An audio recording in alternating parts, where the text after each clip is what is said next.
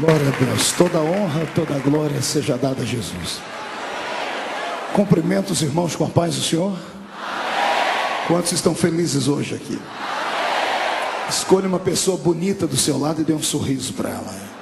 Abra sua Bíblia comigo. Mateus capítulo de número 26. E o versículo de número 36. Está escrito assim: E em seguida foi Jesus com eles a um lugar chamado Getsemane, e disse a seus discípulos: Assentai-vos aqui enquanto eu vou ali orar. E levando consigo a Pedro e aos dois filhos de Zebedeu, começou a entristecer-se e a angustiar-se. E então lhes disse: A minha alma está profundamente triste até a morte. Ficai aqui e vigiai comigo. Feche a Bíblia, coloque no banco, na cadeira. Pegue na mão da pessoa mais perfumada do seu lado. Isso. Aperte a mão da pessoa com carinho até ela falar aleluia.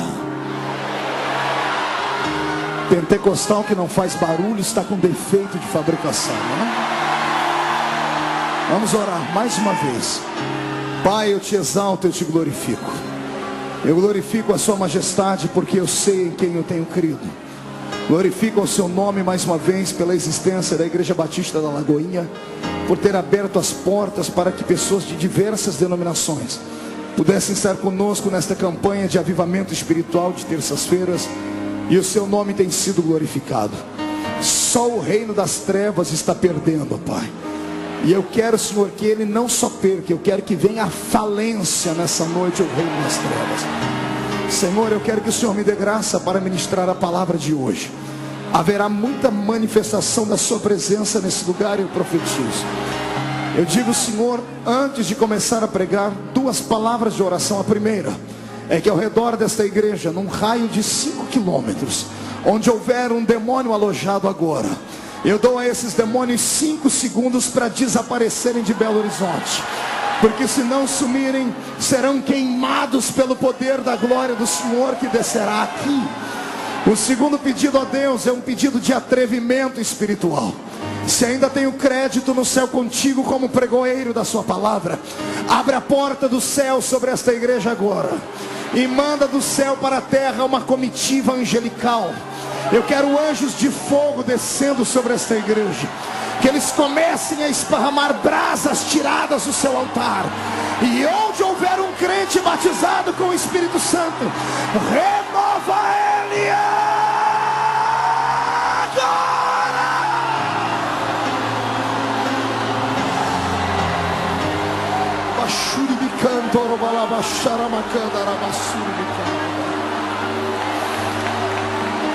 Fala conosco nessa noite, Senhor. Fala conosco. É o que eu te peço agora, em nome de Jesus. Amém e amém. Os que podem, tomem o seu assento, por gentileza. Senhoras e senhores, noiva do Cordeiro, simpatizantes da nossa fé, amigos que estão dentro e fora do templo, pessoas que gentilmente deixaram seus afazeres de hoje para adorarem a Jesus conosco aqui. Eu pedi a Deus uma palavra para esta noite e o Senhor me deu uma palavra muito séria, muito forte. Uma palavra que vai mudar a sua existência, que vai fazer você entender qual é a função que tu tens no reino de Deus. O Senhor hoje vai fazer você caminhar pelo tapete da sua revelação. E eu profetizo que antes da metade dessa mensagem, você já não vai mais estar sentado aí, vai estar voando na presença do Deus de Israel. Quem acredita em palavra profética, dê um grito de glória. Eu também creio. Então vamos começar a mensagem. A mensagem de hoje tem um tema. Diga para o seu irmão: aperta o cinto, que vamos decolar agora. O tema dessa noite é esse: íntimos de Deus. Dá para repetir comigo? 1, 2, 3. Canto de olho para o irmão da esquerda desconfiado, o da direita. Olha lá atrás, o da frente, e responde para mim: você acha que o irmão que está do seu lado tem intimidade com Deus ou não? Vamos descobrir hoje aqui. O Senhor me deu um texto que é um dos textos mais belos e mais emocionantes da Bíblia Sagrada. A entrada de Jesus dentro do Getsemane. momentos que antecederam o seu julgamento pela mão de Pilatos, pela mão de Herodes, pela mão de Anás, Caifás, pelo julgamento das pessoas, das massas, enfim. Momentos antes de tudo isso acontecer, o Senhor Jesus convidou os seus discípulos para subirem com ele ao monte da oração. Em um outro evangelho diz que o Senhor, tendo terminado de cantar um hino, convidou eles para subirem ao monte da oração. Em outro evangelho diz que o Senhor convidou todos os seus discípulos para estarem com ele orando. E aqui no evangelho que nós lemos de Mateus, mais de forma detalhada, o Senhor divide a sua oração em dois tempos. Primeiro ele leva todos os seus discípulos ao monte. Ele leva os 12, ou melhor, a história diz que foram apenas 11. Um dos 12 nesse dia arrumou um a fazer. Deve ter dito a Jesus: Senhor, eu tenho que pagar uma duplicata no centro da cidade, eu sou tesoureiro do grupo, não dá para ir. E por isso ele não foi. Judas, ele tinha outra coisa a fazer. Os 11 subiram com Jesus ao monte. Mas aqui no evangelho de Mateus, o Senhor disse que, convidando todos eles, ele deixou 8 deles parados em um canto e disse: ficai aqui, porque eu vou mais à frente orar. E indo orar mais à frente, ele levou consigo 3 homens: Pedro, Tiago e João. Pedro e os 2 filhos de Zebedeu. Aqui começa a mensagem desta noite. Poderia o Filho de Deus fazer acepção entre os seus servos? Sim ou não? Jesus fazia acepção entre aqueles que o seguiam? Tinha uma escala, tinha uma hierarquia? Alguém era melhor do que alguém? Ele amava mais alguns do que a outros?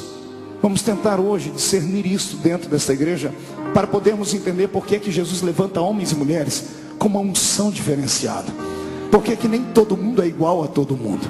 O Senhor não faz acepção quando se trata de salvar o ser humano. Para salvar o homem, ele libera o seu grande amor. Ele salva incondicionalmente o grande, o pequeno, o gordo, o magro, o negro, o branco, o asiático, o avermelhado. Jesus é salvador de toda a humanidade.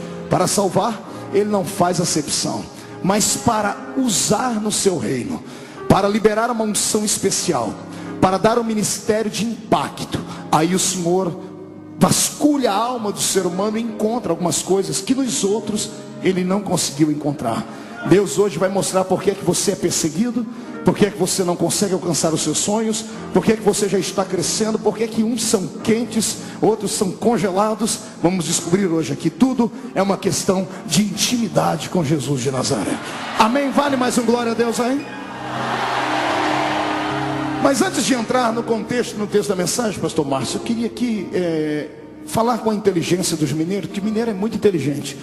Tentar aqui hoje descobrir o que é que os homens viam em Jesus para segui-lo. Imagine você que convencer um americano é muito difícil, porque ele é muito patriota. O reino da América do Norte é cercado e ladeado por muitos heróis. Toda nação que tem história e tem heróis, muito dificilmente eles vão se curvar diante de alguém. Raramente você verá um inglês se curvar diante de outra nação, porque eles são uma nação antiga, são carregados de heróis. Se partirmos para o outro lado do mundo, você vai ver que é muito fácil influenciar um africano, porque é um continente que infelizmente tem muito poucos heróis. O brasileiro está quase na mesma escala. O brasileiro não tem heróis. A nossa nação não tem heróis. Por isso sofremos a influência do mundo inteiro. E eu não estou mentindo. Pergunte ao seu filho que estuda o nome de pelo menos 5 heróis brasileiros. Os neurônios dele vão começar a derreter e no máximo ele vai conseguir falar 3: Tiradentes, Marechal Cândido Rondon e Zumbi do Quilombo de Palmares. Passou disso, raramente vamos lembrar de algum herói. Eu sei que você vai dizer: pastor, somos uma nação nova, temos apenas 500 anos. Eu sei disso, mas o problema não está nisso. O problema está no nosso passado. Todo ser humano precisa se espelhar em um herói. Todo ser humano que cresce precisa ter diante dele uma imagem a ser seguida. Não uma imagem de escultura, não um Deus, ou um semideus, ou um pseudo-deus, mas alguém que possa representar para ele algo que ele possa desejar ser no amanhã. Os nossos filhos acabam se espelhando em nós que somos pais. Os seus filhos e os meus filhos às vezes acabam se espelhando em heróis que ele acaba assistindo na TV. Isto aqui vale uma história muito abençoada. Quando eu era pequenino, pequenino é ótimo essa, né? Não cresci muito, mas eu morava na Vila Tatu, lá da minha cidadezinha, e a gente era muito pobre.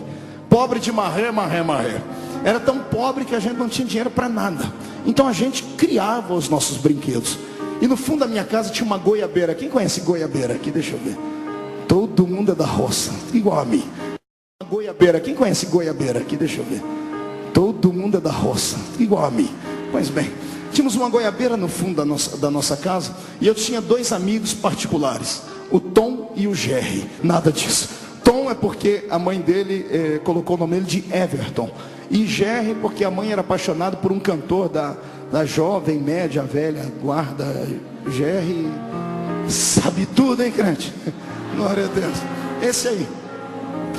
E aí íamos nós 3, eu, o Tom e o Jerry. E a gente ficava debaixo daquela goiabeira criando situações, inventando brincadeiras. E você sabe que mente de criança é fértil. E um dia, um dos 3, besta, só besta para ter uma ideia dessa, em cima da goiabeira dissemos assim: vamos brincar hoje de Liga da Justiça. E um dos 3 disseram assim: hoje nós vamos brincar de Liga da Justiça. Cada um escolhe um herói. E aí falamos: e aí, o que nós... Em cima da goiabeira alguém disse: olha, isso aqui agora é a espaçonave dos Super Amigos. E de repente um fez um barulhinho e arrancou uma folha da goiabeira e disse: recebemos agora uma mensagem lá do Pentágono. Ó a cabeça de criança. E disse: aqui está escrito que o sol está se apagando, e só os Super Amigos podem voltar a fazer o sol aquecer de novo.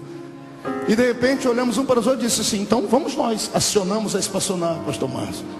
Começaram a chacoalhar ela, né, para o motor pegando. E um em cada galho daquela goiabeira. E o Tom era muito levado. O Tom começou a chacoalhar e disse: estamos sendo atingidos por uma chuva de meteoros. Daqui a pouco o jardim, vamos desviar daquele buraco negro. Quase caiu lá de cima. De repente, um dos 3 gritou e disse: estamos com um problema, estamos perto do sol demais. A carcaça da aeronave não está aguentando, estamos derretendo. Pense num dia de alegria. Eu fiquei em pé em cima daquela goiabeira. Eu estufei o peito, murchei a barriga, levantei as 2 mãos para cima e disse: para o alto e avante. E pulei. Você ri porque não foi você que quebrou os 2 braços, né? Essa munheca é torta até hoje, derivado daquele tombo. Mas foi a semana mais alegre da minha vida. Na rua inteira ficaram sabendo que eu era o super-homem. Eu andava com os braços de super-homem, obrigado por ter salvado a terra. Eu fiquei muito feliz. Eu contei essa história apenas para você entender que todo mundo precisa de um herói. Todas as nações têm os seus heróis. Convencer uma nação que tem um herói é muito difícil. Agora, convencer uma nação que não tem herói nenhum é muito fácil. Convencer um judeu é impossível, a não ser que Deus esteja no negócio. Pergunte para mim por quê? Porque na veia deles corre o sangue não de um, não de 2, mas de um sem número de heróis.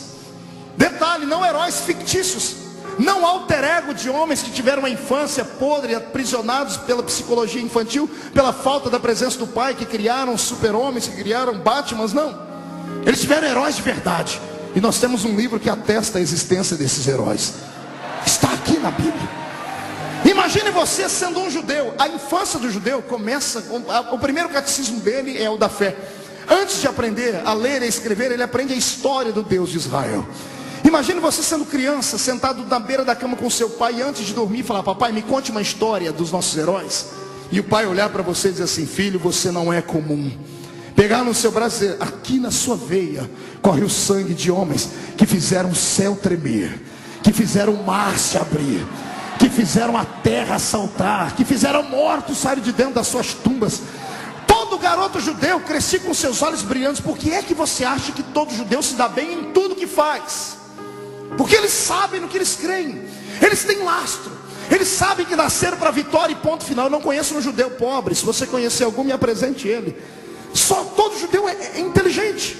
Eles estão sempre na frente de tudo. Por quê? Porque eles têm heróis a serem seguidos. Pastor, o que o senhor quer dizer com isso? Eu quero dizer que não são só eles que são inteligentes, não são só eles que são abençoados. Eu tenho aqui hoje o novo judaísmo santo. Eu tenho aqui o novo Israel. Se eles têm 1 milhão de heróis, nós não precisamos de 1 milhão, temos apenas um. Ele é maior do que todos os outros juntos. Ele coloca todos os outros no seu bolso. Ele é tão grande que os pés dele estão dentro da Batista da Lagoinha hoje, e o seu rosto está diante dos anjos que cantam: Santo, Santo é o Senhor dos exércitos.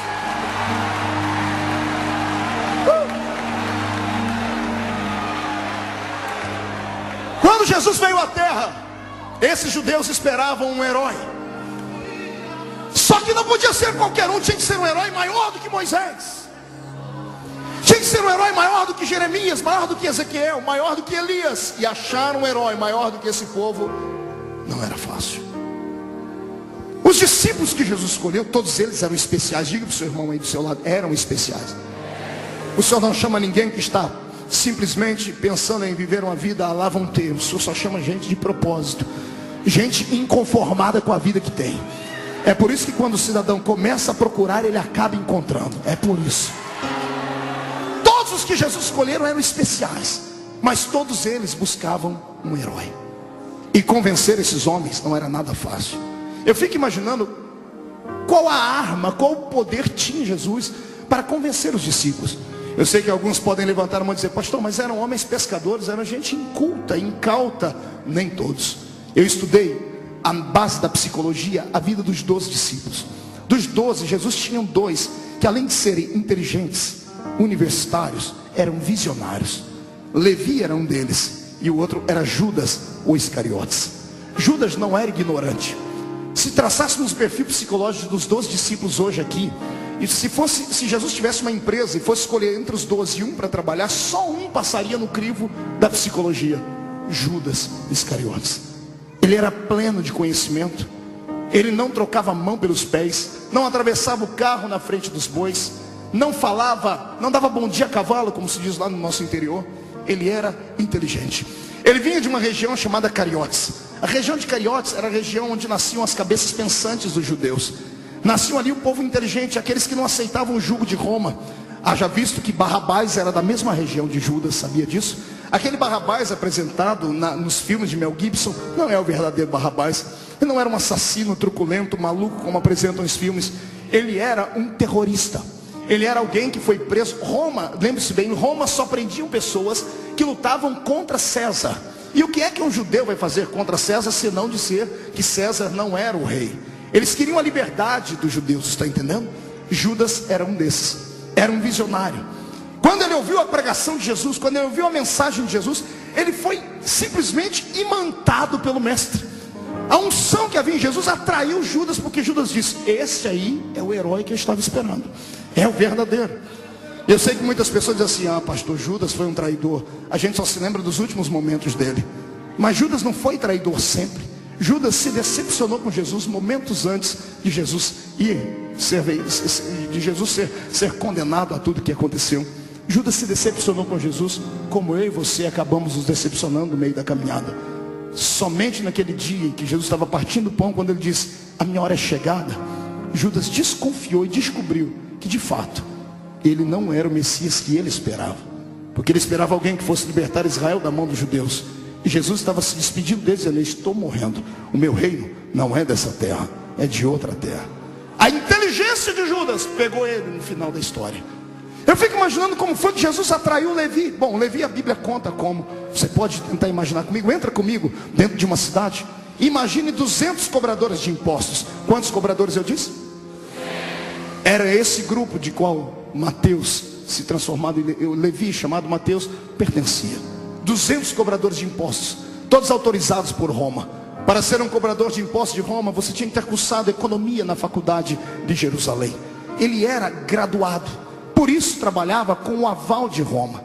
Eles se reuniam, eles faziam uma espécie de arrastão financeiro pelas cidades. Escolhiam uma cidade maior e todas as cidades circunvizinhas vinham pagar o tributo ali. Por isso precisavam de 200 cobradores. Cercavam uma rua, colocavam mesas, 100 mesas de um lado, 100 mesas de outro, e o povo vinha pagar. Eu quero que você imagine Jesus com alguns discípulos entrando ali para escolher Mateus.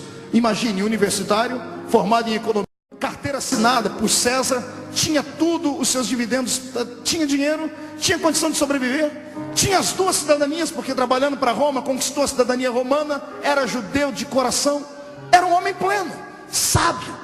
Quem conquista um homem desse? Quem engana um homem desse? Lá vem Jesus. Imagine 200 cobradores de impostos judeus, de barba, usando uniforme e o quipá na cabeça. 200 homens de barba, você vai achar que você está olhando para um espelho, porque todo mundo parece com todo mundo. E Jesus está vindo com os discípulos, eu imagino que Senhor, vamos pagar ali, ó, aquela fila ali também. Nós, Jesus, não é ali que eu vou pagar, tem outra aqui, eu vou escolher uma outra mesa. Senhor, mas é tudo igual, a barba é igual, a roupa é igual, o kippá é igual. Eu imagino Jesus dizendo, mas o coração não é igual, tem um aqui que é diferente. Eu imagino Jesus pagando tributo para aquele cobrador de impostos chamado Levi, ele devolvendo o troco, dando o recibo. E quando Jesus termina, Jesus pega o troco, olha para ele e diz assim, Levi, segue-me. E Jesus sai. Imagina, ele fala, calma aí, moço, o senhor me chamou do quê? Levi. O senhor não tem o crachá? Eu não moro nessa região. Como é que o senhor sabe o meu nome? Eu imagino Jesus dando um sorrisinho assim, seu nome? Eu te conheço antes de você nascer. Eu sei o seu passado. Faço parte do seu presente. E se me seguir, eu mudo o seu futuro.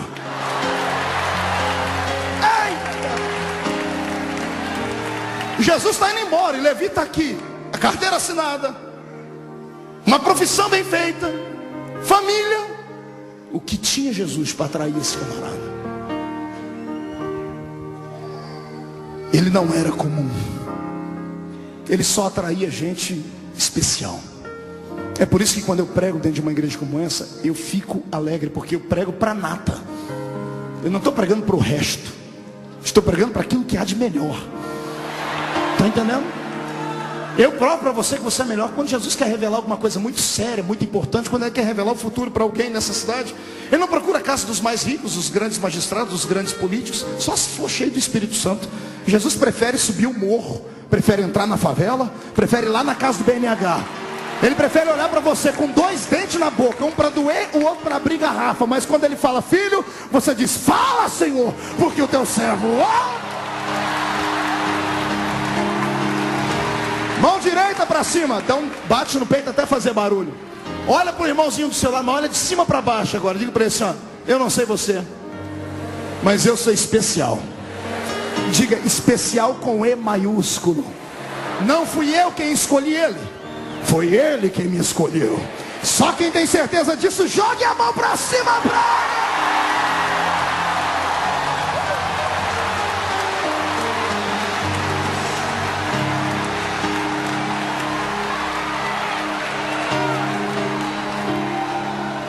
Convencer um judeu não era nada fácil. Imagine você, temos 12 discípulos, escolha um para você ser ele agora. Encarne um agora, no bom sentido da palavra. Escolha um discípulo para ser. Ninguém quer Judas. Olha que eu expliquei a história dele, contei, nem assim. O cargo de João já não cabe mais, e de Pedro também não. Todo mundo quer ser Pedro e João, né? Imagine você na pele de Tomé, criancinha no berço ou na cama. Tomé, vai dormir. Papai, conta uma história dos nossos heróis. Vou contar só uma. Se deita aí, Tomé. Pois não, pai. Ó, pai, mas tem que ser uma história para eu acreditar, porque o senhor sabe que eu não acredito em qualquer coisa. Tomé, nas suas veias corre o sangue de profetas. Na sua veia corre o sangue de um homem que tinha tanto poder, que ele andava com uma capa nas costas dele.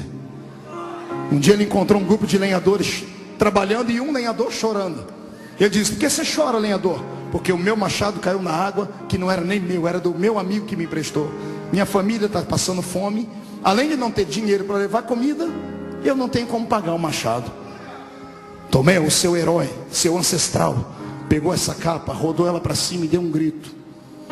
Onde está o Deus de um outro herói? Onde está o Deus de Elias? Ele disse, moço, cadê? Onde foi que o machado caiu? O senhor vai entrar dentro da água? O senhor sabe nadar? É claro que não. O senhor sabe respirar dentro da água? Não. Não pergunta, me diga onde é que está o machado. Está ali, senhor. Machado! Flutua. Os outros lenhadores param, o pai contando a história, enfeitando. Filho, os outros lenhadores pararam e começaram a rir. É louco esse cidadão? Ele não conhece a lei da gravidade. A lei da gravidade estabelecida pelo cosmos diz que tudo que é pesado fica embaixo. O ferro é mais pesado na sua anatomia do que a água. Ferro não flutua. Filho, o profeta só deu uma olhadinha para dizer assim, o meu Deus criou a gravidade. machado que era de ferro, eu não sei se virou isopor, plástico ou papel, flutuou em cima da água. O rapaz entregou o machado na mão dele, o nome do Deus de Israel foi glorificado.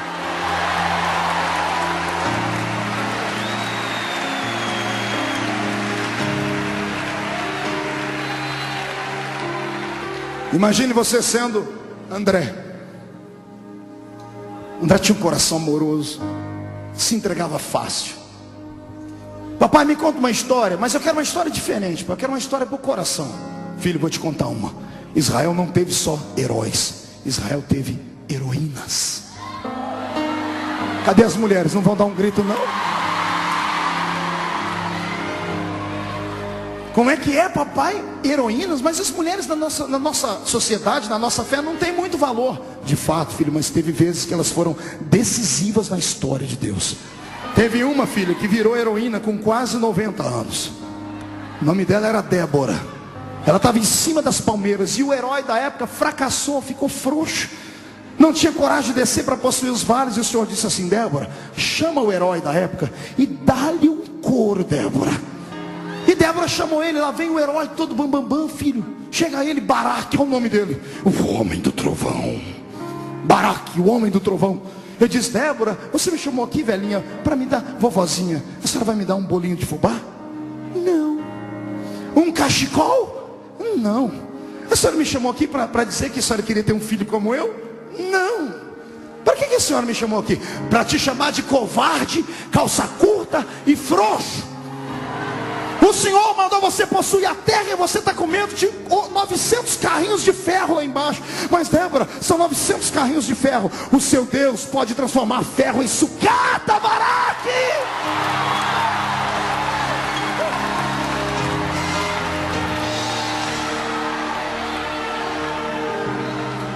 Lá está André. E aí, pai? E aí que Baraque, filho, nosso herói, saiu correndo. Ficou atordoado, que a mulher falou na unção. Quando ele estava no meio do caminho, ele parou e voltou. Débora, o que foi? Desce comigo. Mas eu não consigo pegar a espada, levantar, não consigo brigar, eu tenho 90 anos. Você não precisa pegar a espada, só a sua presença, a sua fé, a sua arma não está no exterior, está aqui dentro. Se você vier comigo, eu desço para aquela batalha e a vitória será nossa.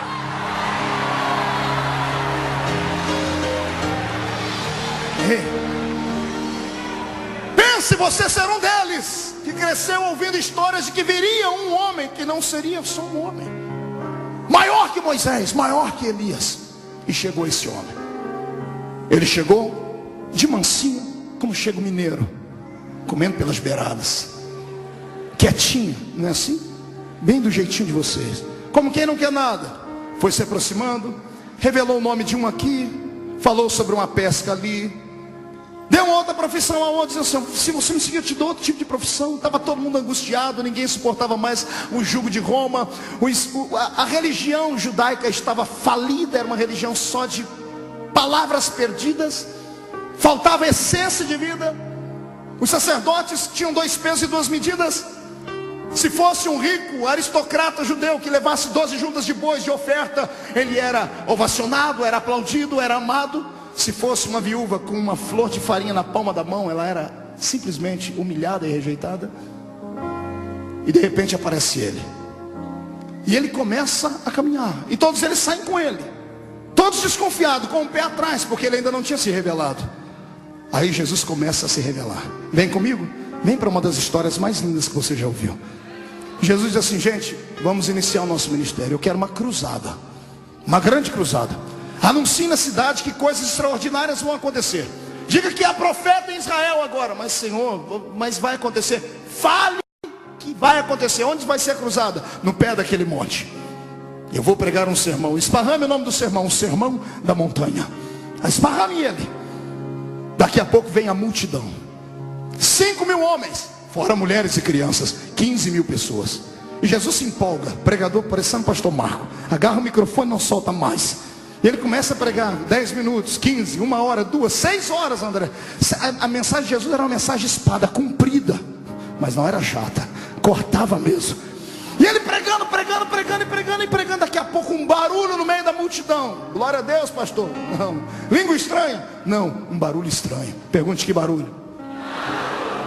15 mil estômagos roncando de fome.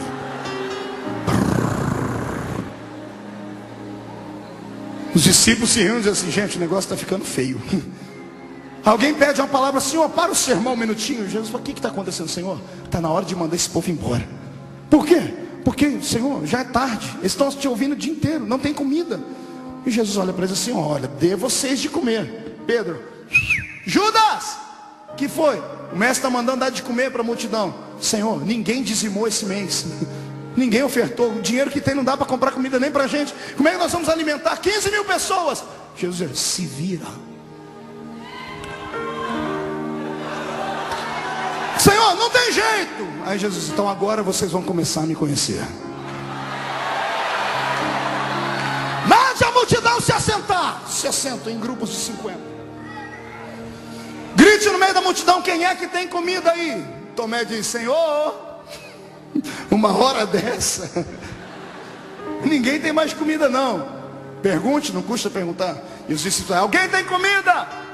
Alguém tem alguma coisa de comer? E de repente lá no meio da multidão levanta um rapazinho. A Bíblia diz que era um rapazinho. E ele diz assim: olha, eu tenho 5 pães e 2.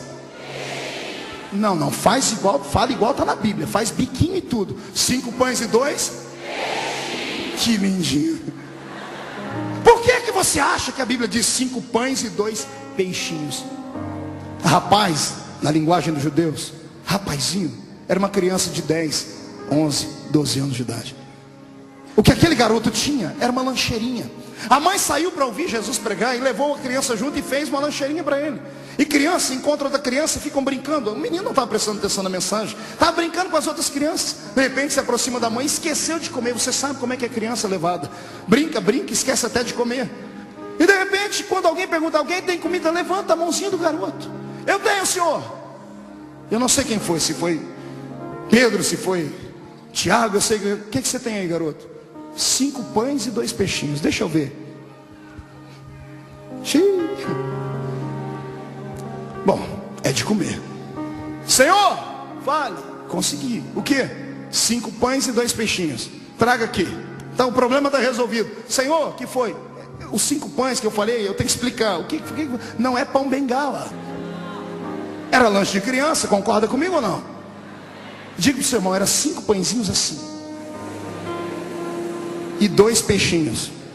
Ei, é peixinhos, não é dourado. Era lambari.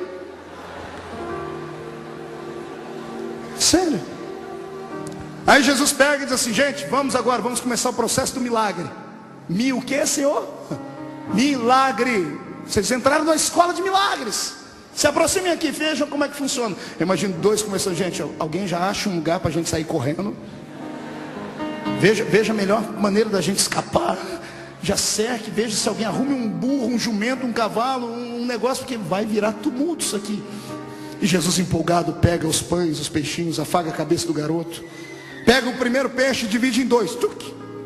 A senhora aqui da frente, para a senhora um pedacinho, a senhora para o outro. Alguém aqui do lado de Jesus cochichando, dizendo: Senhor, falta 5 pães e 1 peixinho. Ele pega o peixinho e reparte esse pedaço para o Senhor. Senhor, 5 pães. Jesus pega a primeira bisnaguinha 7 boys e parte no meio. Um pedacinho para a senhora, um pedacinho para o Senhor. Senhor, 4 pães. Sinal de alerta: arrume o caminho, nós temos que fugir daqui. Mais um, Senhor, 3 pães. Mais um, Senhor, 2. Mais um, Senhor. Que foi? Desespero. Só tem um. Jesus fala, eu imagino Jesus falando: era aqui que eu queria chegar.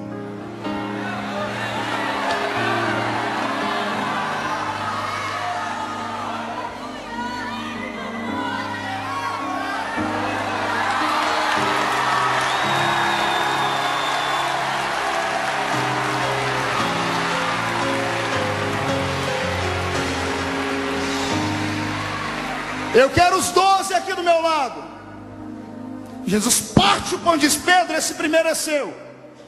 Pedro pega o pão, e quando está todo mundo olhando para esse pão, quando eles tiram o olhar desse e olham para esse está inteiro ainda. O que aconteceu? Agora ninguém mais olha, todo mundo está olhando para a mão dele. Ele diz: Pai, eu te dou graças, Pai. Jesus fala: Tiago, esse é seu. Tiago está até errando a mão porque está olhando para cá. Enquanto essa mão de Jesus vai para lá, essa aqui o pão faz assim, ó.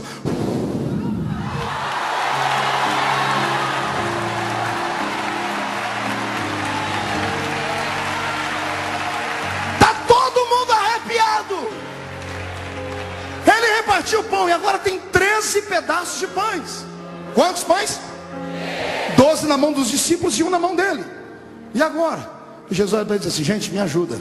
Ajudar o que, senhor? Vamos fazer milagre. Mas senhor, a gente não sabe não. Ei, vocês não precisam saber, vocês estão perto de mim, eu ensino. É assim, ó, pega o pão, faz assim, ó, graças te dou, graças te dou.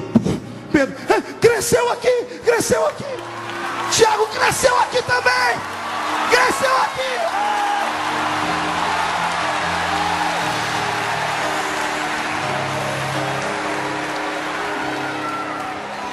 A parte mais bonita vem agora. Agora desaperta o cinto que você vai quebrar tudo agora.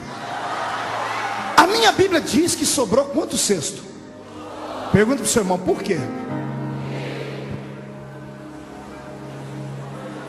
Por quê? Depois que eles alimentaram todo mundo, cada um arrumou um cesto e ficaram brincando de fazer milagre. Quando acabou o cesto, aí parou. Não tem mais cesto para encher. Aí parou o pão. Cada um pega um cesto, vai Jesus na frente, dando uma risadinha por dentro, e atrás vem os 12, cada um com o cesto. Que homem é esse? Gente, tá aqui, ó, 12 cestos. Ai, Jesus!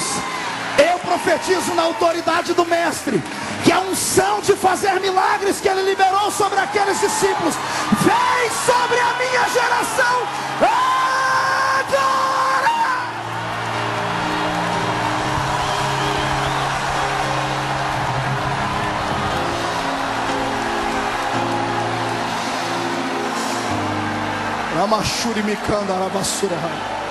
Sente aí. Você descobriu desde a primeira vez que eu preguei aqui, eu não sou um grande pregador, eu sou um bom contador de histórias. Foi todo mundo dormir, Jesus dormindo num quarto separado e no outro quarto os 12. Entre lá dentro agora. Imagina a conversa dos 12. Judas e Mateus, os estudados. Gente, calma aí, tem que ter uma explicação. Não, tem que ter uma explicação.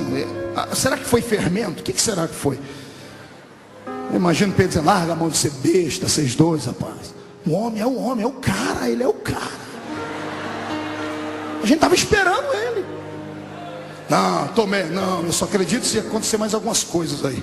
Jesus está do outro lado, do lado divino dele, escutando tudo que eles estão falando ali dentro. Jesus diz: espere amanhã, espere amanhã. Acorde de manhãzinha. E aí, estão preparados para quê? Vamos para a escola de milagres. Bora, bora, senhor. O que nós vamos fazer hoje? Hoje nós vamos atravessar o mar, porque eu quero ir do outro lado. Mas senhor, é longe. Não interessa, eu sou o chefe, eu mando. Vem, todo mundo. Eles entram dentro do barquinho. Judas está lá, irado, dando as últimas moedinhas, pagando a embarcação do táxi. O que ele vai fazer do outro lado? Tem tanta gente para ser ganha aqui. Ele entra e Jesus diz assim: gente, olha, a caminhada foi difícil, eu passei a noite orando. Eu vou ficar aqui na popa do barco dormindo um pouquinho, ok? Quando chegar do outro lado, vocês me acordem. Eu imagino Jesus arrumando um travesseiro, dormindo e morrendo de dar risada por dentro. Porque como homem, ele só sabia o ali, mas o Deus que estava dentro dele, o Cristo que enchia aquele Jesus, sabia tudo. Então ele já sabia o que ia acontecer. Daqui a pouco, levanta uma tempestade, e vento, e água, e sopro, e grito, e desespero. 12 discípulos, cada um com um balde, tirando água lá de dentro. Gente, está na hora de acordar ele. Está não, rapaz, vamos, a gente já está passando, está nada, está fechando o tempo. Daqui a pouco a gente não dá mais, temos que chamar ele. Mas chamar, o que ele vai poder fazer? Bom, pelo menos ele morre com a gente. Senhor, eu nem acredito que ele estava dormindo. Acho que ele estava só igual mineiro, com o olho aberto, todo fechado. O que foi? Senhor, uma tempestade. Tempestade, cadê? Aí, senhor, isso é tempestade? Isso é uma brisa. Não, senhor, a água parecendo um copinho. Senhor, ajuda a gente. Claro que eu ajudo. Lá vem Pedro, senhor, o quê? Um balde. Para quê? Se eu ajudar a gente, tirar água daqui. Eu lá preciso de balde, rapaz, dá licença.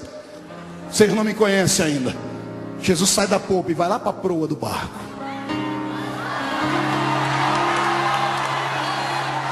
Ele está na proa do barco. Eles estão de corda. Ele ri, mas que se matava. Vai ter um ataque cardíaco neles agora. Todo mundo lá, um agarrado no outro. Ai, agora? Confessando todos os pecados. Jesus levanta as duas mãos para o céu.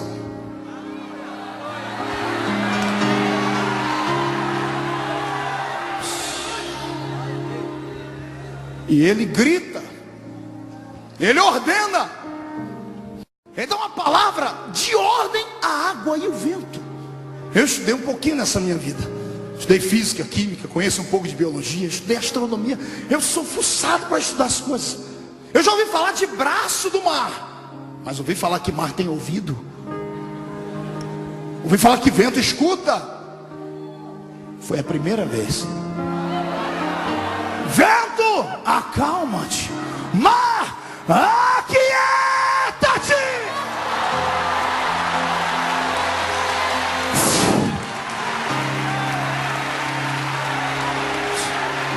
Parou tudo. Ele vira para trás. Posso dormir agora, senhores? Homens de pouca fé. Lá vai ele, se ajeita no travesseiro. E os 12 estão lá. Que homem é esse? Que até o vento e o mar obedecem.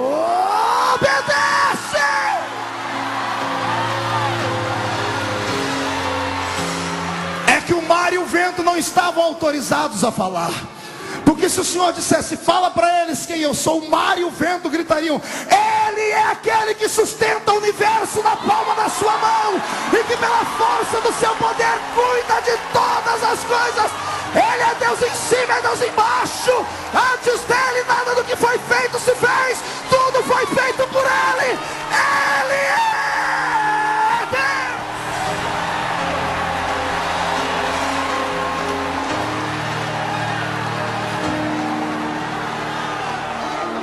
Pastor Márcio, eles até esqueceram o que foi fazer do outro lado do mar.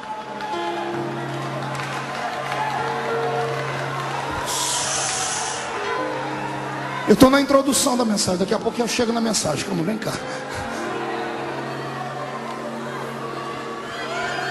Jesus está dormindo num quarto, os outros num canto. E ele dizendo, e agora, gente? Dá para acreditar nele?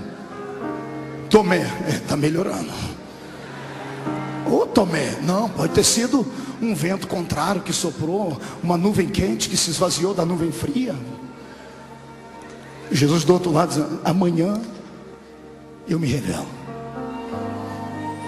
Acordo, tomo um café da manhã. Senhor, onde nós vamos hoje? Hoje nós vamos por aí.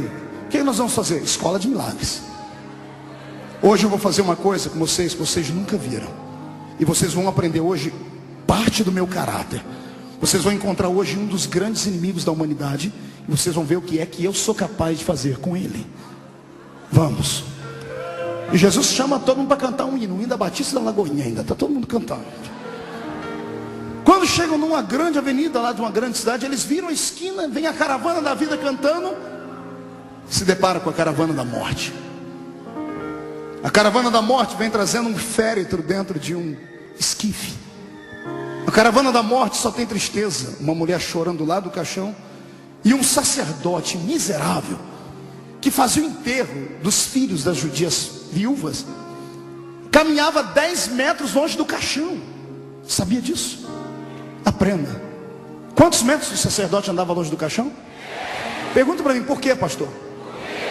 Porque o sacerdote era muito puro e santo, não tocava em coisa morta, queria acelerar o processo do enterro do defunto, não se preocupava com o coração da pessoa que ficou.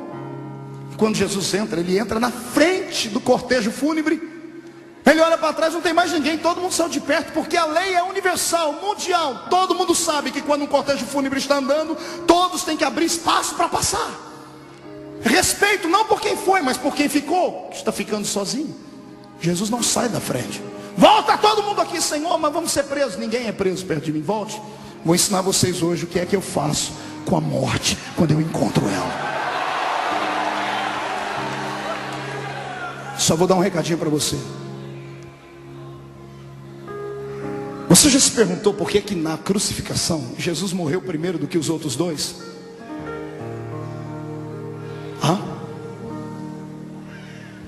O crucificado era tratado de maneira igual. Os três sofreram a mesma coisa, apanharam do mesmo jeito, foram chicoteados do mesmo jeito, foram preparados para morrerem na cruz. Por que é que Jesus morreu primeiro do que os dois? Porque ele era mais fraco? Porque ele carregava o peso de toda a humanidade? Não. Eu orei, e a resposta que veio aqui, eu acreditei em ensino. Jesus morreu antes dos dois. Porque se os dois morressem primeiro do que ele, era morrer e ressuscitar. Nunca, pastor Márcio, a morte cruzou o caminho de Jesus e ficou lá dando risada. Todo morto que cruzou o caminho dele ressuscitou. Todo. Eu disse que todo morto que cruzou o caminho dele ressuscitou.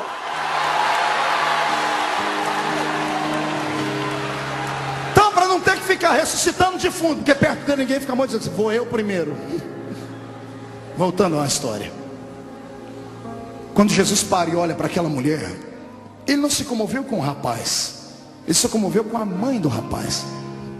Quando Jesus olhou para ela, o lado divino dele vasculhou a mente dela, porque Jesus veio à terra para isso, para entender o ser humano. Foi isso que Deus veio fazer em carne, porque Deus, da primeira à quinta dispensação, inocência, consciência, governo humano, patriarcal e lei, veio na nuvem, na graça, no fogo, na glória, e não pôde absorver o sentimento da humanidade. Deus não conseguiu compreender porque que o homem não conseguia respeitá-lo. Aí Jesus veio e se desfez da sua forma divina e veio ser um como nós, para entender o que é frio, o que é calor, o que é dor, o que é abandono, o que é sofrimento, o que é choro. E agora Jesus estava diante de uma experiência única. Ele queria entender por que é que as pessoas choravam quando o morto ia embora. Aí o lado divino dele entra na mente da mulher e vasculha a memória dela. E ele entende por que ela chora, por isso que ele chorou com ela. Você nunca se perguntou por que Jesus chorou com ela? Foi só por causa disso.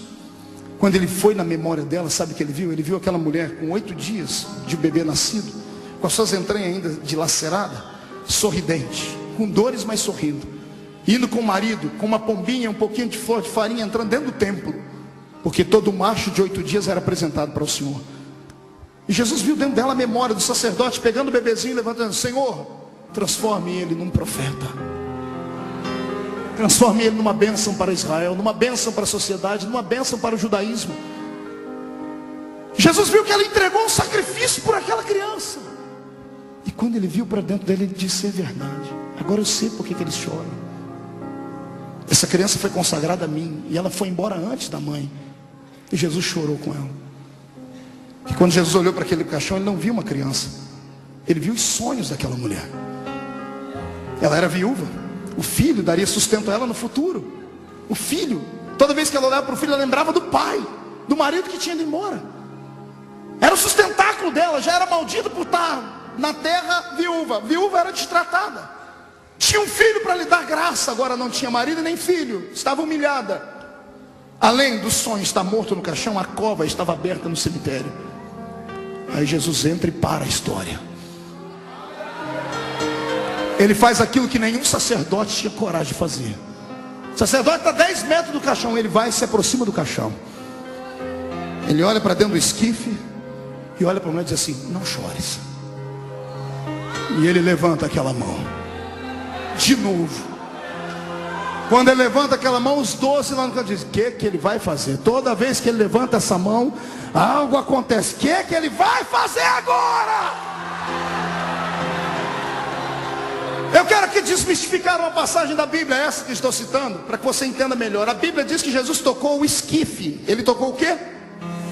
Esquife é feito de que matéria? Madeira. Esquife é caixão. Isso. Para que Jesus ia tocar no caixão?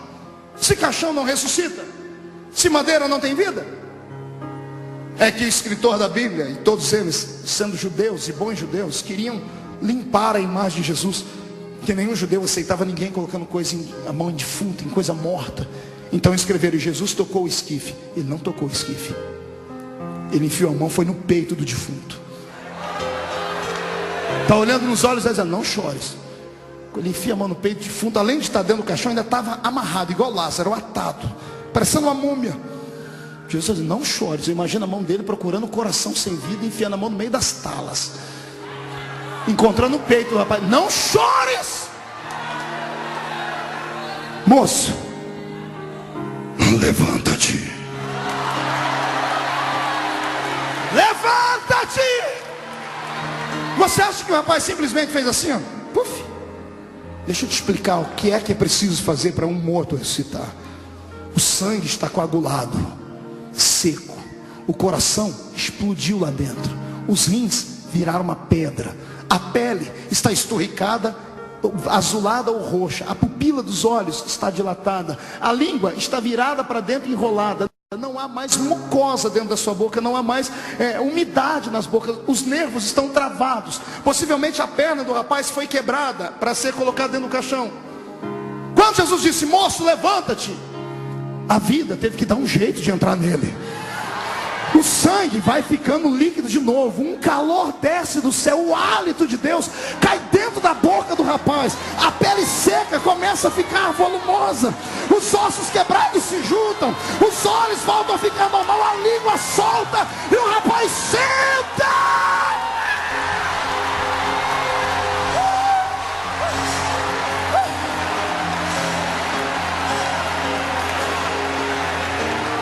Esse é o Jesus que eu sirvo. Como eu sempre cito toda terça-feira aqui, meu velho pai me ensinou um ditado: quem pode manda, e quem obedece é porque tem juízo. Você tem juízo? Me obedece. Levante as duas mãos para cima. Eu profetizo que nenhum dos seus sonhos, ainda que estejam mortos e atados, secos e quebrados, ainda que tenha uma multidão gritando, vamos enterrar, ainda que o coveiro já tenha cavado o buraco e lá está a lápide, o Senhor Jesus manda dizer que nessa noite Ele trava esse defunto e diz, vai voltar a viver, vai ressuscitar.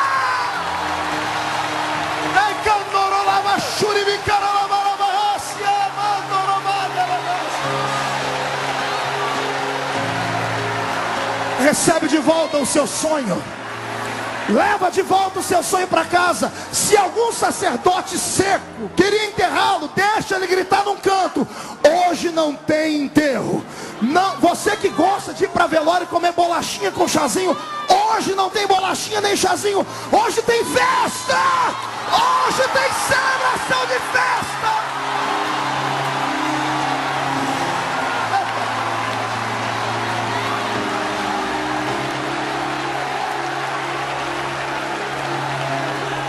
Olhe para o irmão do seu lado e pergunte para ele, depois disso, você ia acreditar que ele era um herói? Responda para o seu irmão. Contra fatos não há argumento. Ele era o Messias. Ele era o Messias.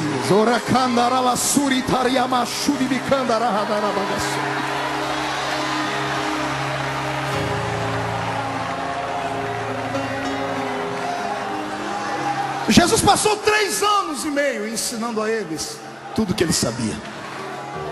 Ele mostrou a eles que tudo que um homem faz, o outro pode fazer. Ele mostrou a eles que se tiver unção, fé, comunhão com Deus, o impossível pode brotar. Ele graduou cada um deles. Só que enquanto ele ensinava, ele os observava. Ele fazia o quê? E sabe o que eu descobri? Vamos para a mensagem de hoje. Sabe o que eu descobri? Eu descobri que ele descobriu, no meio dos 12, 3 grupos distintos. Ele separou os 3 grupos. O primeiro grupo era o grupo dos seguidores. O segundo grupo foi o grupo dos amigos. E o terceiro grupo, o grupo daqueles que conseguiram intimidade com ele.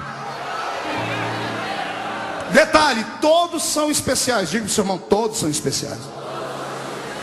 Só que diga, alguns são seguidores. São especiais, mas são apenas seguidores. São especiais, mas são apenas. O segundo grupo são amigos. E o terceiro, gente íntima, André. Gente que tem coragem de fazer aquilo que ninguém mais tem coragem de fazer. Os seguidores, Jesus não os isolou, os usou, se revelou a eles. Só que os seguidores estavam preparados para ver apenas coisas que todo mundo podia ver. O seguidor pode ver aquilo que é comum, mesmo que Jesus esteja operando um milagre, mas é um milagre comum. O seguidor pode ver ele mandar o vento e o mar parar, ver o morto ressuscitar. O seguidor pode ver e até participar da multiplicação dos pães. O seguidor pode ver ele expulsar um demônio, mas para por aí. Até para orar com ele, os seguidores ficam aqui embaixo. Por quê? Porque estão com ele, mas não se envolveram com ele. Gostam dele, mas não estão apaixonados por ele. Tem afinidade, mas não estão perdidamente loucos de paixão. Porque quem está louco de paixão faz qualquer coisa. Está entendendo? Quem é louco de paixão salta no meio das águas. Se é tu, manda eu ir. Seguidor olha para ele e diz: eu recebi poder. Jesus, eu fui naquela cidade pregar, não quiseram me ouvir. Eu posso mandar cair fogo do céu e destruir a cidade inteira? Não, calma, calma. Não, mas o Senhor deu poder. Dei, mas não é para isso, calma. Seguidor é racional. O que ama faz por paixão.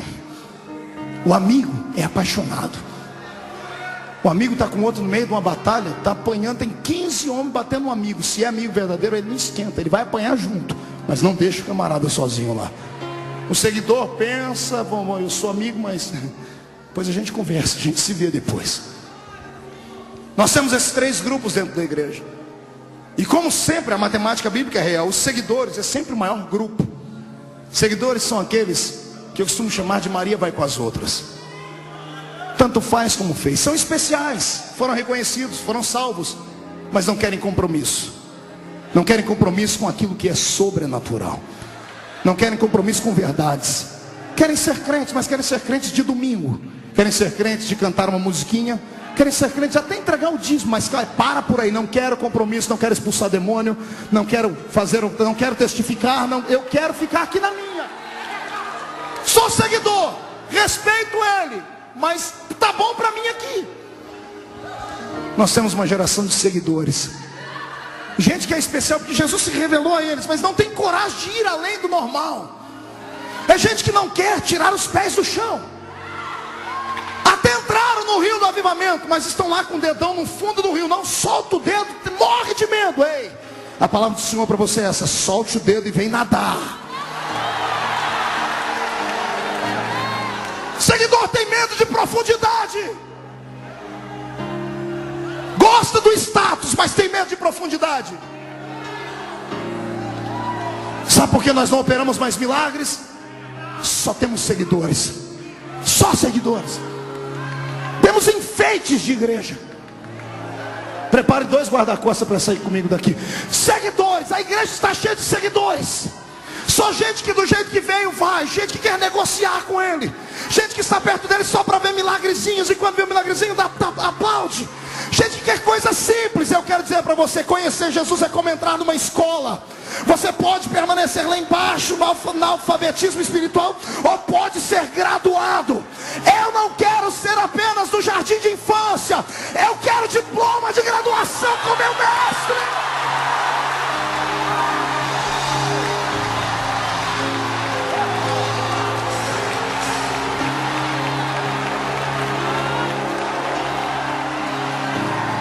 Pastor, pois não.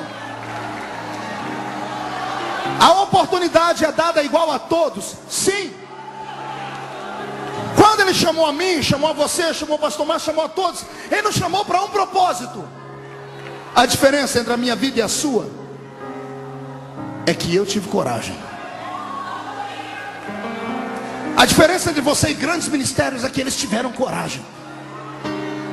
Não se importaram em apanhar, em ser perseguido, em ser chamado de louco, de fanático, de desequilibrado.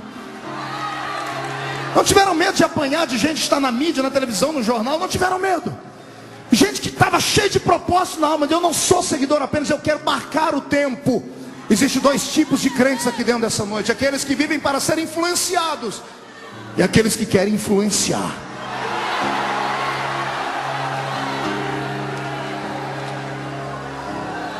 Pastor, mas tá bom ser especial, ser seguidor, mas pelo menos eu estou no circuito dele. Sim. Só que você nunca vai crescer. Você vai ser como metade dos evangélicos desse país. Só acostumaram a ouvir, não sabem fazer. Tudo que conhece é porque ouve alguém dizer, não tem coragem de buscar.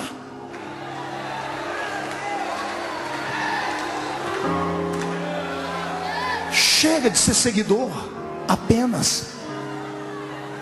Dê um upgrade na sua vida, amado. Vem comigo, a escolha é sua. Para ser amigo, você tem que ter coragem de fazer coisas que ninguém mais tem coragem. Mesmo que você faça coisas erradas por impulso. Mas é melhor errar tentando do que nunca tentar. É melhor bater com a cara no muro e voltar do que nunca ir.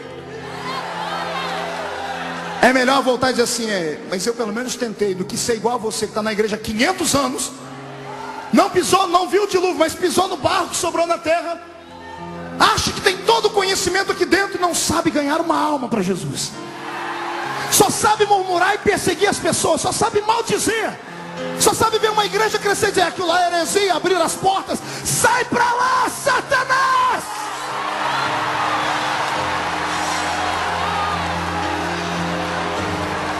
Faça a diferença. Ei, quer que Deus faça algo na sua vida que Ele nunca fez? Então faça algo para Ele que você nunca fez. Ouse. Crie coragem. Tem 12 dentro do barco, só um quis pular lá, pastor. Depois ficaram todo mundo, afundou o homem de pouca fé. Ele vem e diz assim, eu afundei, mas só eu tive o gostinho de pisar na água.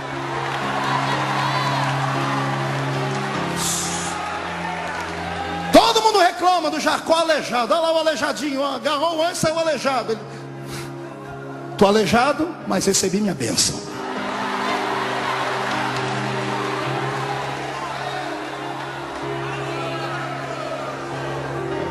Surpreenda Deus. Surpreenda Deus. Chame a atenção dele. Paulo diz que nós somos um livro aberto, sim ou não? Que tipo de livro é você? Romancezinho, barato? Um gibi? Historinha para boi dormir? Ou você é um livro cheio de emoções? Livro que é dramáticozinho, a gente lê e põe lá. Livro técnico, cheio de palavras escalafobéticas. A gente lê, dá sono e guarda.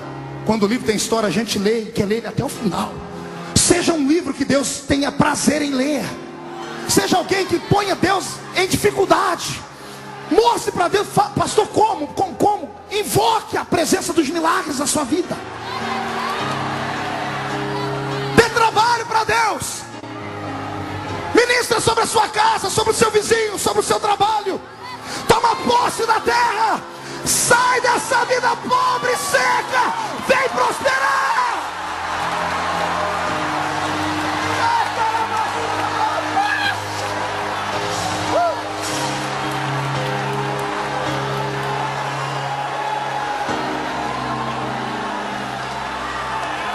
Os amigos caminham com Jesus até um certo ponto. Os seguidores vêm mais abaixo. Até para orar com Jesus, o seguidor tem que ficar mais embaixo. Tem 8 aqui. Jesus, ó, vocês fiquem aqui. Eu vou ali para frente orar. Amigos. Jesus tinha 3 amigos. Nome deles? Aqui embaixo fala Pedro, Tiago, lá em cima João. 1, 2, 3, nome dos amigos de Jesus? Digo para os irmãos, os restantes eram especiais, mas eram seguidores apenas. Pastor, o que amigo recebe? Além de ser repreendido, amigo vai mais longe com ele. a revelação é mais profunda. Seguidores, vem só milagres simples. Amigos, Jesus olha para eles assim, ó, hoje eu vou revelar uma coisa muito profunda. Venham comigo, lá vem os 12. Pare, 9 e volte para trás. Eu quero só os que estão preparados para vir comigo. Pedro, Tiago e João, vem. Os outros ficam e eles sobem. O que ele vai fazer? Eles chegam em cima do monte e Jesus diz assim, fiquem os 3 aqui. Eu imagino Jesus dizendo, não corram, não gritem, não desesperem, não desmaiem, fiquem aqui, fiquem me olhando. E Jesus se afasta deles. Está dando para me ver? Sim, Senhor. Olha o que eu revelo para amigos. Ele abre os 2 braços e começa a flutuar. Começa a brilhar como reflexo do sol. O corpo dele é transformado num corpo glorificado. Ele está lá em cima voando, está os 3, um agarrado, o outro tremendo, querendo cair. Ele falou para não cair. Se ele está revelando é porque ele viu alguma coisa na gente. Senhor, Senhor, deixa a gente dobrar o joelho. Vai, dobra. Os 3. Eu imagino Pedro, Tiago e João. O que é isso? Ele voa. Meu super-herói voa.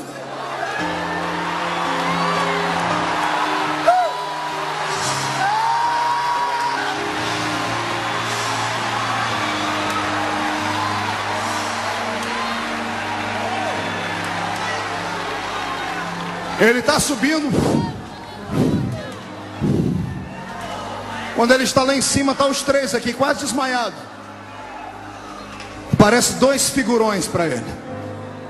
Os maiores heróis de Israel, Moisés e Elias. Como é que eles sabiam? Lógico, os 2 se apresentaram. Ei, vocês são amigos dele? Meu nome é Moisés. E o meu é Elias. Esses aí mesmo. O senhor abriu o mar? O senhor subiu na carruagem? O senhor representa os profetas? O senhor representa as leis? Sim. Vocês são grandes? Somos, mas não tão grandes. Eu, Moisés, represento a lei. Eu, Elias, represento os profetas. Mas nós 2, Moisés, já ensaiamos lá no céu. Agora a coreografia, 1, 2, 3. Um de lá, outro de cá, aponta o dedo para eles. Mas a ele vocês devem seguir.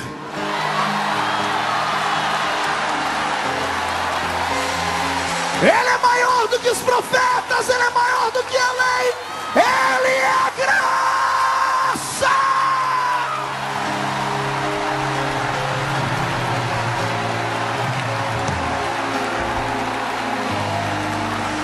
Segure um pouquinho. Eu vou te explicar agora por que um irmão no nosso meio não chora, não grita. E por que o outro quase desmaia, quer pular de cabeça para baixo. É uma questão de intimidade. É amizade. Está entendendo?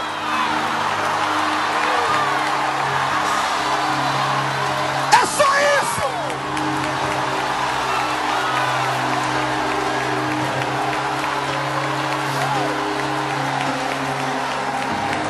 Eu não maltrato os seguidores. Pastor Marco, os irmãos que estão numa igreja tradicional, que não gritam, não pulam, não cantam, não oram, não acreditam em línguas, eles vão para o mesmo céu que a gente? Vão. Mas pastor, vão, porque a salvação é pela graça. Não é por nada que o homem faça, é por aquilo que ele fez.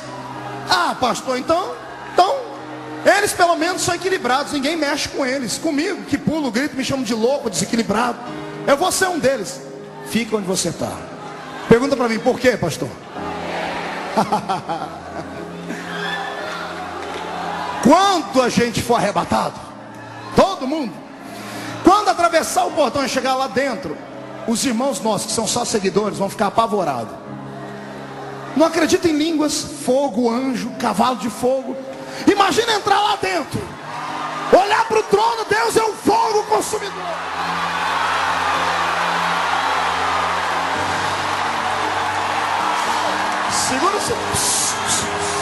Segura, segura, segura. Até eles acostumar com o ambiente lá em cima, pastor Márcio, o povo da Batista da Lagoinha já fez a festa.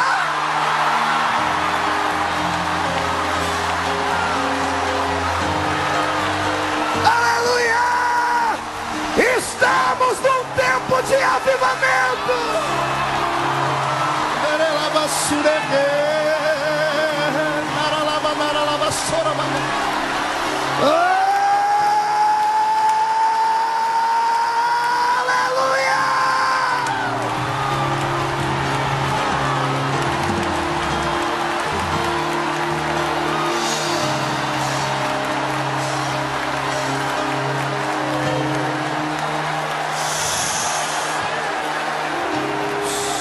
Segura um pouquinho.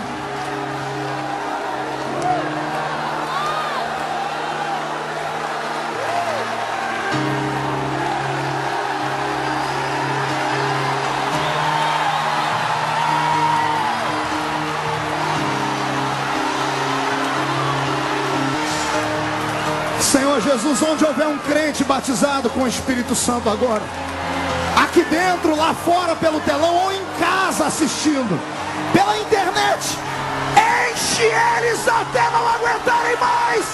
Agora, agora, já!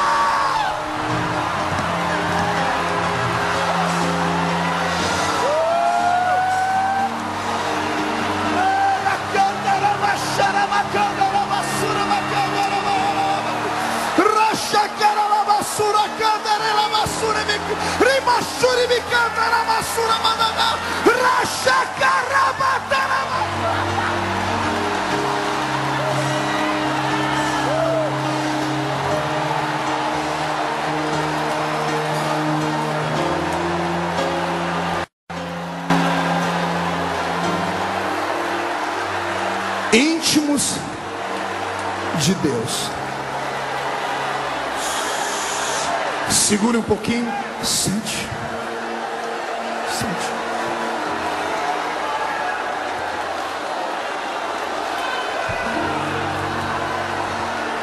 É por isso que há tanta diferença de crentes. Todos são especiais, lembrem disso. Todos de todas as denominações são especiais, mas a maioria são só seguidores. Alguns são amigos.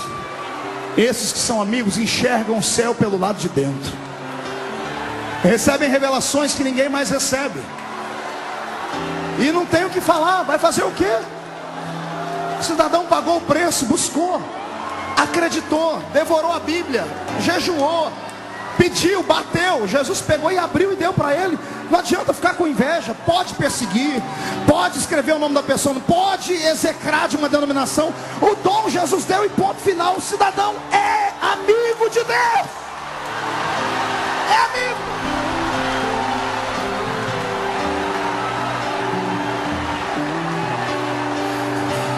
Segura aí, senão a gente não vai embora hoje. Olhe para cá. Já temos dois grupos, pastor Márcio e André: seguidores e... Dá uma olhadinha pro seu irmão de novo. Pergunta para ele aí: seguidor ou amigo? Diga, lembre, todo mundo é especial. De uma forma ou de outra a gente entra lá. Olhe para mim. Seguidores e amigos. Segure só um pouquinho. Agora eu vou te mostrar como faz para chegar no auge e ser íntimo de Deus. Os três amigos, onde Jesus ia, eles iam junto. Pastor, eu posso pedir para 3 pessoas subirem aqui? Preciso de três cidadãos de terno aí, ó. Deixa a Bíblia aí, deixa a Bíblia aí. Põe a Bíblia, vem cá. Vamos ver quem que é o mais bonito. Todos, né? Mas o senhor é o mais idôneo. Fique aqui. Não é velho, é idôneo. Esse aqui vai ser Jesus. Aleluia. Fique você dali. Pedro e Tiago, fica lá. Aqui está João. E os 9 sentados, todo mundo comendo peixe frito. Jesus gostava de churrasco de peixe, está na Bíblia isso. Ele era chegado em peixe. Não se estranhe se na boda do cordeiro tiver um peixe frito assado. Não se assuste. Fica aqui do lado dele. É para ficar do lado, cabra ruim. Fica um do lado aqui, isso. Todo mundo lá, mas os amigos sempre perto dele. Perto, mas não tão perto. Você é só amigo por enquanto. Os amigos estão aqui. Os seguidores e os amigos. Dia vai, dia vem. Dos 3 amigos, um começa a se aproximar mais dele. Estão comendo um peixinho frito, os outros 2 ficam parados. Mas tem um que... Outro dia, outro churrasco. Jesus está contando as parábolas, as histórias. Ele pega. E os outros 2, dá uma olhadinha para ele aqui. Faz uma carinha assim. Cochicham contra ele. E ele está aqui. Ele não está nem aí para o que eles estão falando. Está aqui, pastor. No outro dia, a intimidade, eu já disse, a intimidade é uma coisa interessante. Além de estar aqui, o que está dando? Seguro. No outro dia, ele está assim.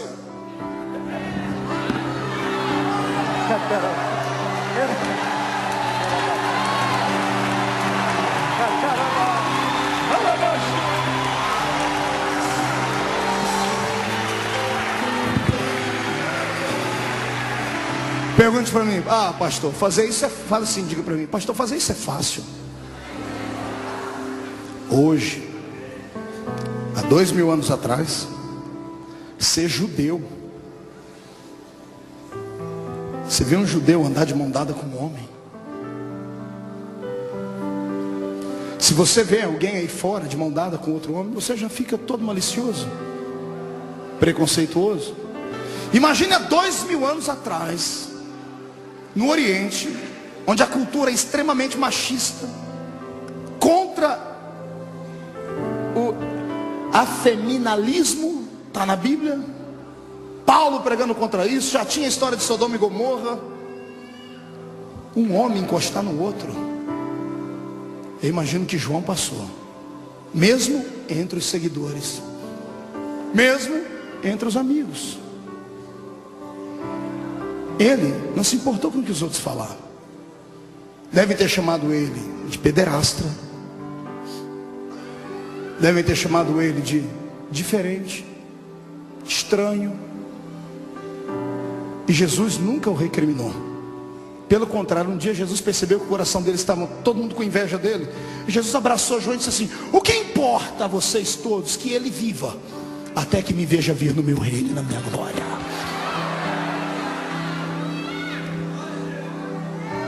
Seguidores e amigos todos tiveram morte truculenta. Foram mártires. Ajudaram a fazer o nosso movimento crescer. O sangue deles foi semente em terra fértil. Louvado seja Deus pela vida daqueles homens que faleceram, com exceção, é claro, de Judas, mas que depois teve o seu cargo ocupado por um outro. Todos, sem exceção, foram martirizados.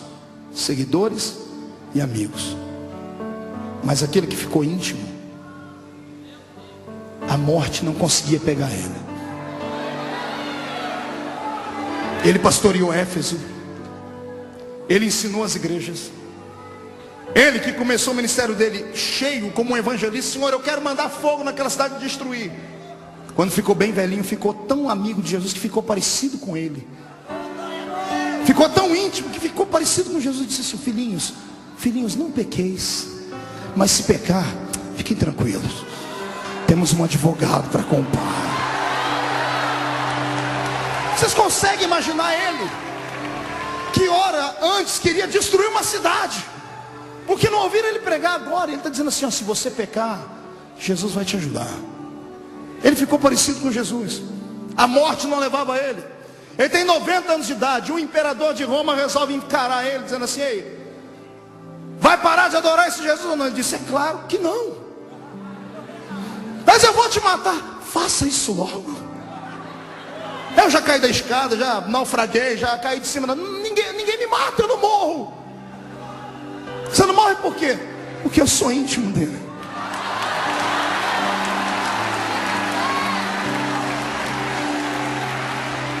Um imperador de Roma fez assim com ele: ninguém te mata, a morte não te pega, não, pois eu vou dar um jeito. A sua morte será pior do que a de todos. Ele pega um censo e vê como todos morreram. João Marcos arrastado pelas ruas de Alexandria, Pedro crucificado de cabeça para baixo, Tiago ao fio da espada, alguns decapitados, Tomé esfolado. Ele viu todas as mortes e disse: eu quero arrumar uma morte que nenhum deles teve. Você é o último, então a sua morte vai ser pior. Ele tem uma ideia brilhante, veio dos quintos dos infernos, faz um tambor de azeite quente, acende um fogo e fica borbulhando, azeite fervendo. O imperador chega diante de João e diz assim: tá aí, ó, ou nega, ou eu te jogo aí dentro. Ele diz, eu imagino João olhando e diz: ó, se eu fosse um pouco mais novo, eu pulava aí dentro. O senhor pode me dar uma ajudadinha, porque 90 anos de idade, meu filho, me ajuda. Você não tem medo da morte? Rapaz, a morte é minha amiga, rapaz. É a carruagem que vai me levar para junto daquele meu íntimo.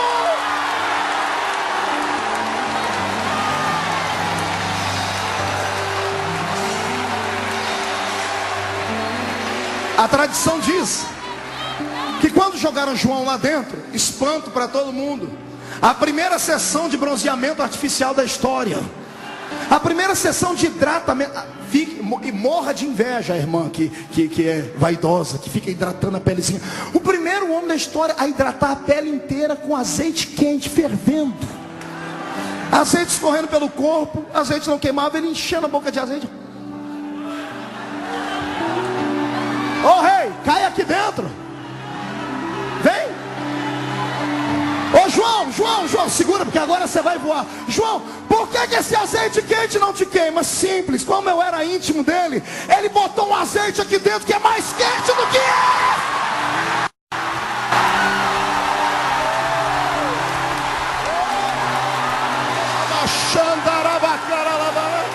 recebe um pouquinho desse azeite aí.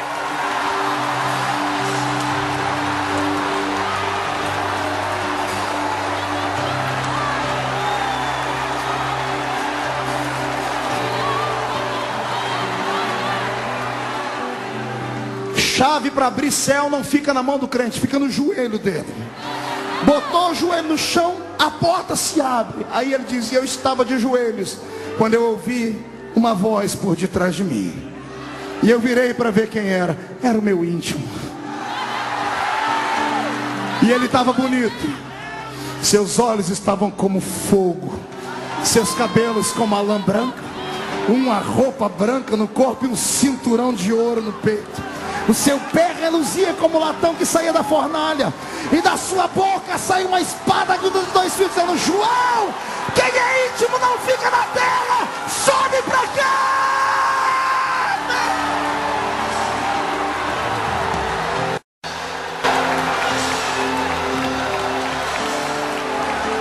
Fique de pé comigo, igreja do Senhor.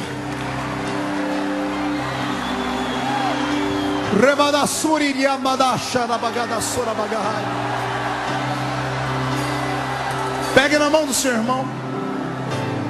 André, prepara aquela música do milagre para cantar. Pegue na mão do seu irmão.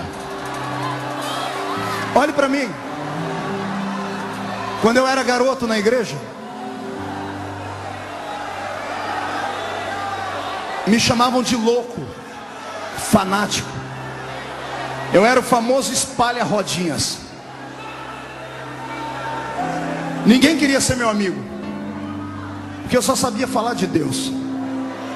Não aceitava piadas imorais, não aceitava carnalidade. Eu era chato, confesso. Mas eu não era porque eu queria ser, é porque eu sabia o que eu não queria ser. Eu não queria ser mais um.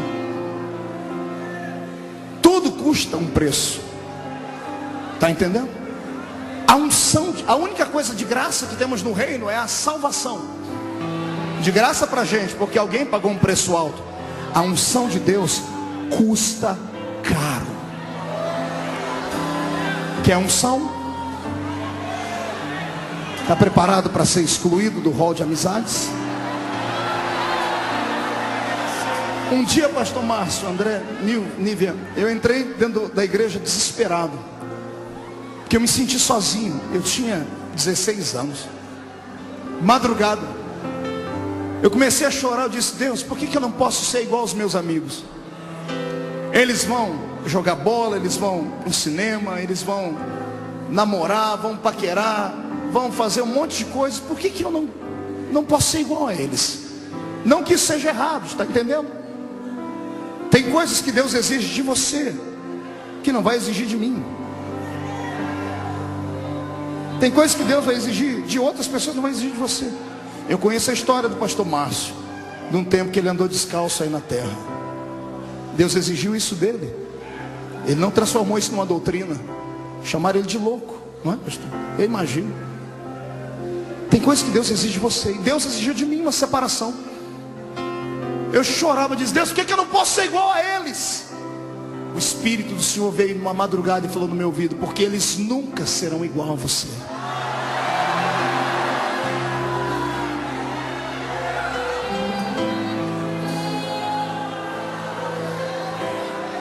Todos os meus amigos que eram os paqueradores da igreja eram os moços que eram mais famosos. As meninas que chamavam mais atenção só se esqueceram de uma coisa: que o tempo passa.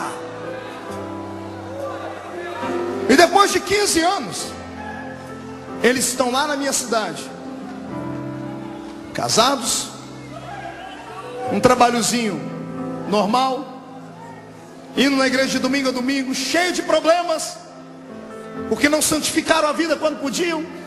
Tudo que planta o homem colhe. Os que me chamavam de louco, de fanático, quando eu estou na cidade, descobrem, eles ligam para todo mundo e enchem a igreja.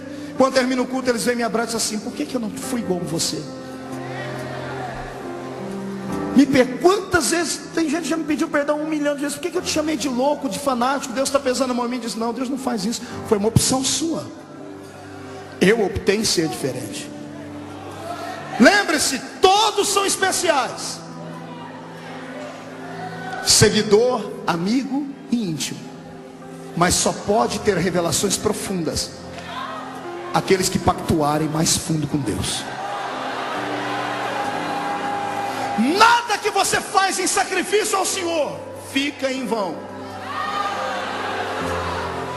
Nenhum tipo de jejum que você faça, quer seja de palavras, quer seja de roupa, quer seja de comida, quer seja, se for para Deus, para ser uma pessoa diferente, não fica em vão. O Senhor marca em algum lugar no céu. Eu te convido hoje, mineiro, a mudar de vida, a deixar de ser só mais um seguidor. Eu te convido a se envolver com Deus. Posso dar um testemunho, pastor Márcio? A primeira vez que eu estive aqui naquele domingo, quem estava aqui no domingo que eu participei, a primeira vez, tinha um rapaz ali, ó, naquela galeria, um rapaz forte, e o Senhor me deu uma palavra de revelação para ele, da mente dele, que ele tinha uma veia entupida, e o Senhor estava mudando a vida dele. Hoje, quando eu cheguei de manhãzinha hoje em casa, de São Paulo, eu moro no interior, moro a 500 quilômetros de São Paulo. Estou dentro do escritório, de repente eu vejo um rapaz sentado lá. Eu falei: eu te conheço. Ele já começou a chorar: pastor, sou eu aquele rapaz que há 2 meses atrás, lá na Batista. Eu falei: o que você veio fazer aqui, rapaz? Eu vim mostrar para o senhor o exame, ó.